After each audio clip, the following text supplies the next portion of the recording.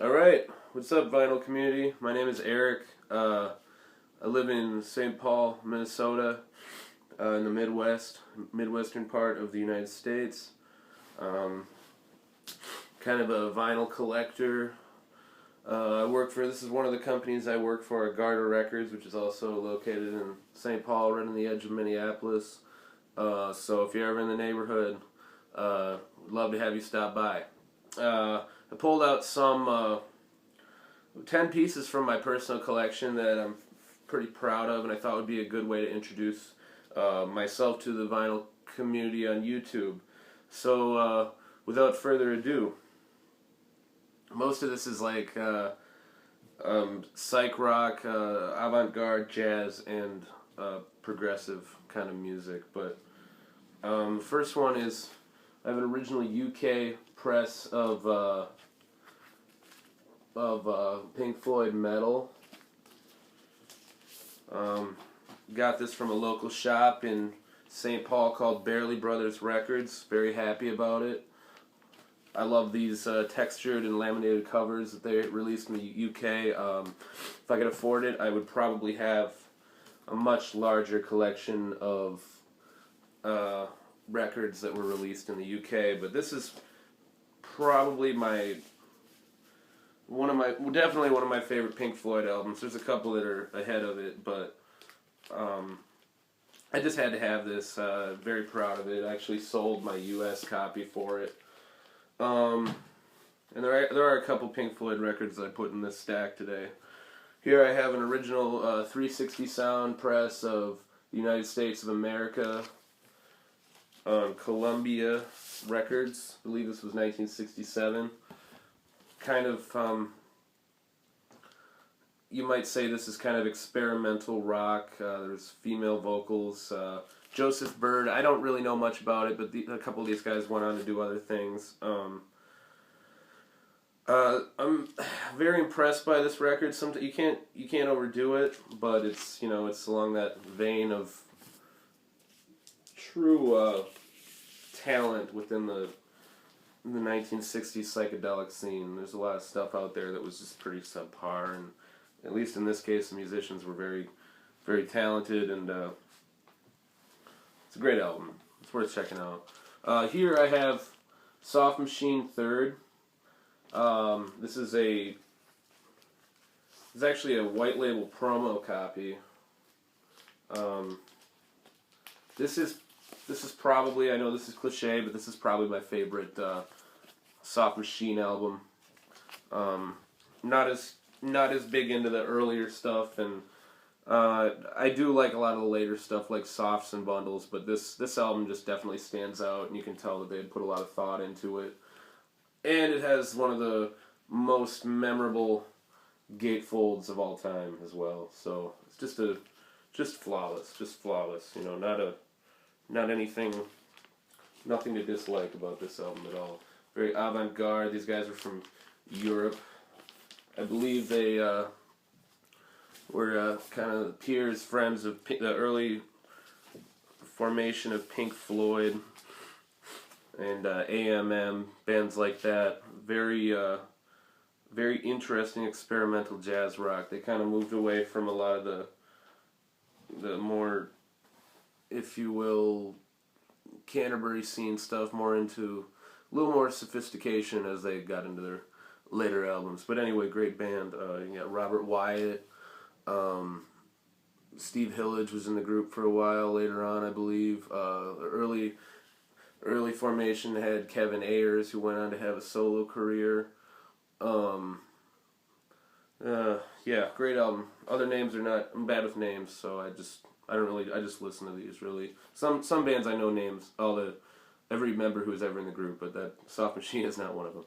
But anyway, this band I can certainly tell you quite an extensive history on. This is an original tower pressing of Pink Floyd, The Piper at the Gates of Dawn. This is probably, I mentioned that metal was not, there were a couple that I liked a little more than metal, but this one probably is my favorite album. I'm a big Syd Barrett fan. So Yeah, I actually have a couple copies of this. I just ended up with them, but yeah.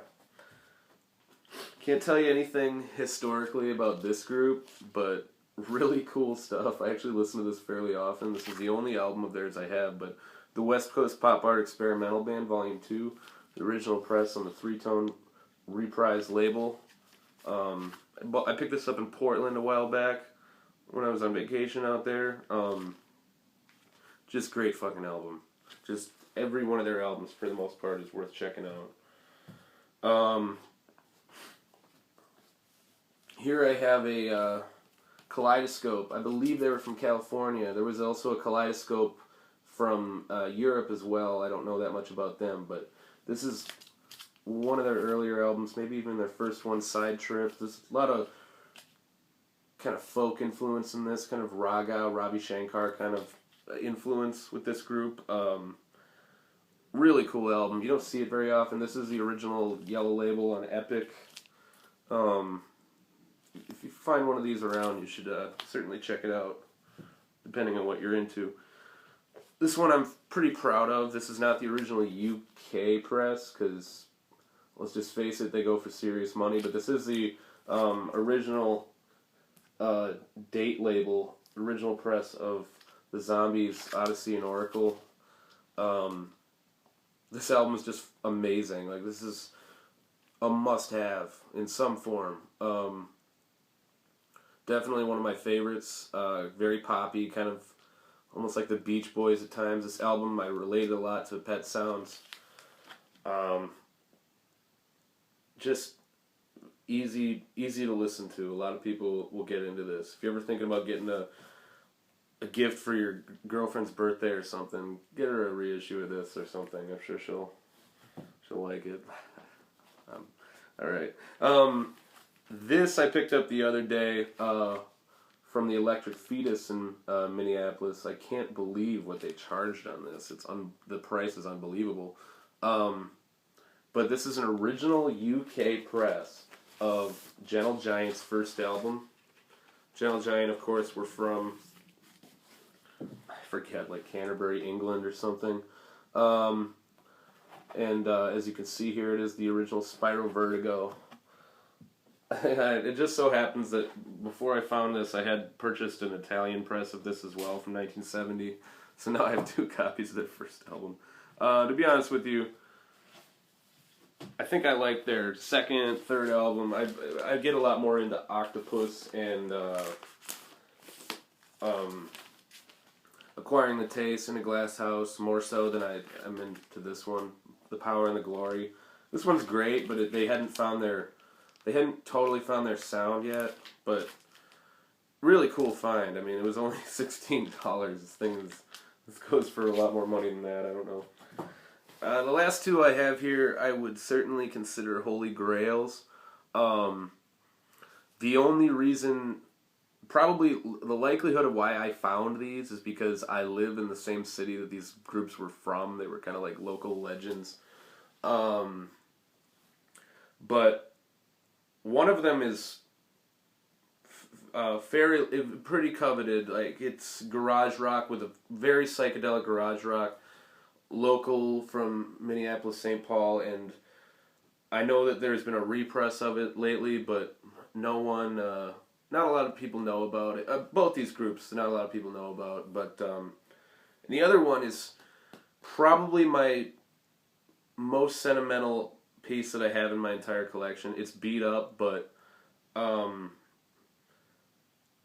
tell you a really interesting story about it when we get to it. But anyway, this is an original press of The Litter, $100 fine. I bought this from Agarda Records.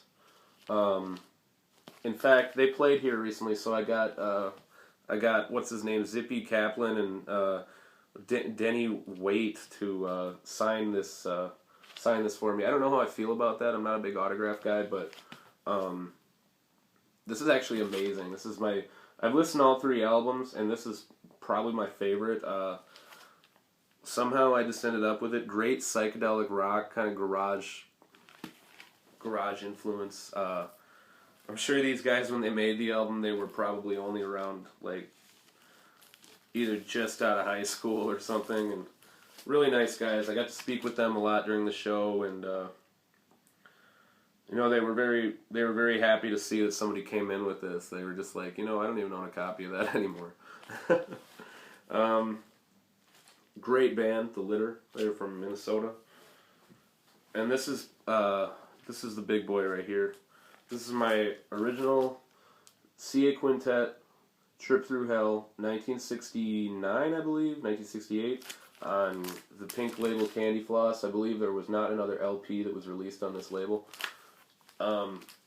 This album really, when I found this, I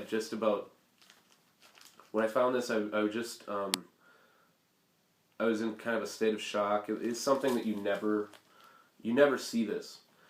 And I pull it out of Agartha Records, like stuff that hadn't been priced yet. And it turns out that the person who brought this in had donated it to the store.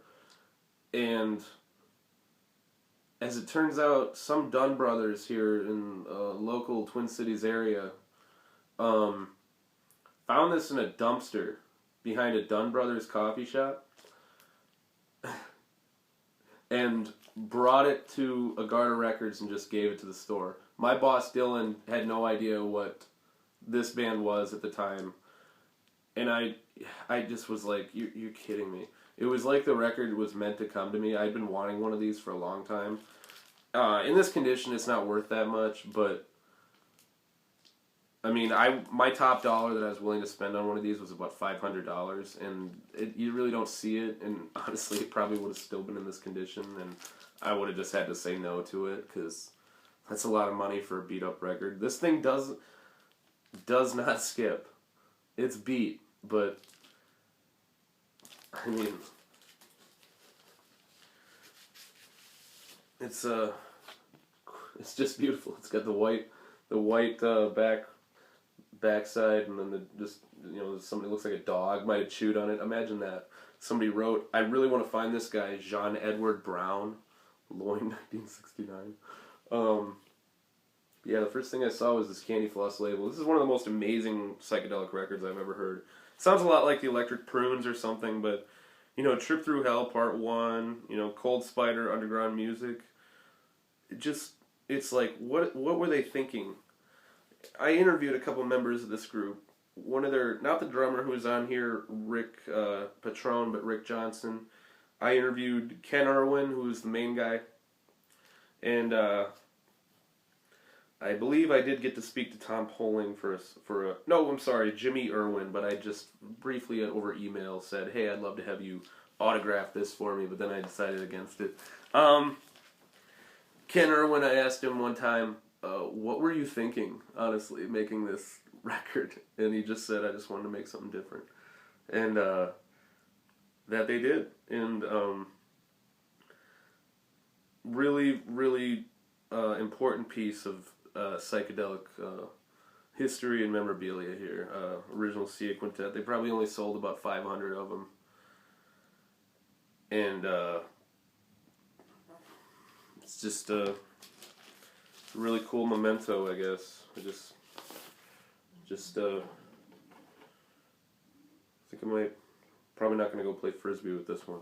Alright, well that's the extent of my video here today, but I look forward to making more, and I hope you people out there in this, who are interested in this stuff, like this video, subscribe to it, get into it, because I've got a lot more to show.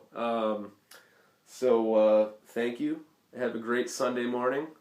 Wish you the best, and this is where we adjourn.